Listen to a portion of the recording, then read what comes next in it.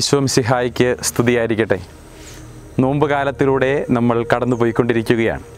ഇന്ന് നമ്മൾ ധ്യാന വിഷയമാക്കുന്നത് വിശുദ്ധ യോഹന്നാൻ്റെ സുവിശേഷം 7-ാം അധ്യായം 45 മുതലുള്ള തിരുവചനങ്ങളാണ്. ഇവിടെ ഫരിസേയരും പുരോഹിത പ്രമുഖരും യേശുവിനെ ബന്ധിക്കാനായി സേവകരെ അയക്കുന്നു.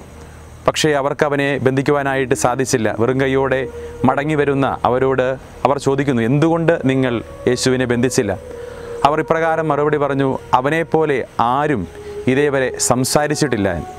പ്രിയമുള്ളവരെ, ഒരു മനുഷ്യനെ രക്ഷിക്കുവാനും നശിപ്പിക്കുവാനും അവൻ്റെ വാക്കുകൾക്ക് സാധിക്കും.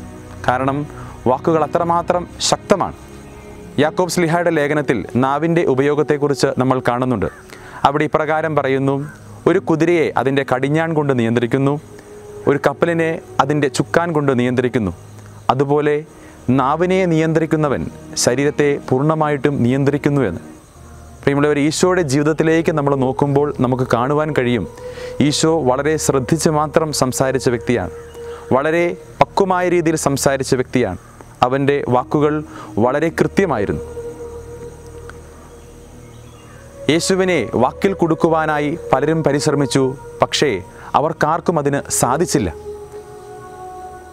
യേശുവിൻ്റെ മരുഭൂമിയിലെ പരീക്ഷയുടെ അവസരത്തിൽ നാം കാണുന്നുണ്ട്, പിശാച് പല വിധത്തിൽ അവനെ പരീക്ഷിക്കുന്നു, അവനെ വീഴിക്കാൻ നോക്കുന്നു.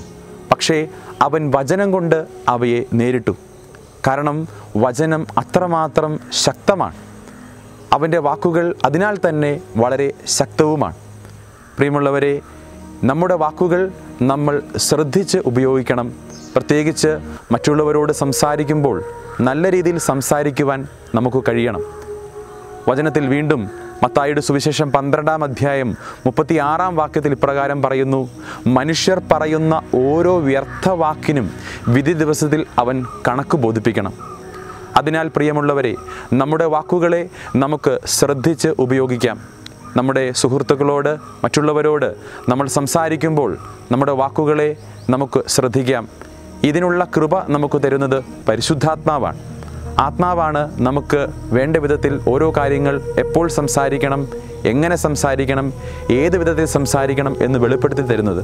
ആ ആത്മാവിൻ്റെ കൃപ നമുക്ക് യാചിക്കാം. നമ്മുടെ വാക്കുകളെ നമുക്ക് നിയന്ത്രിക്കാം.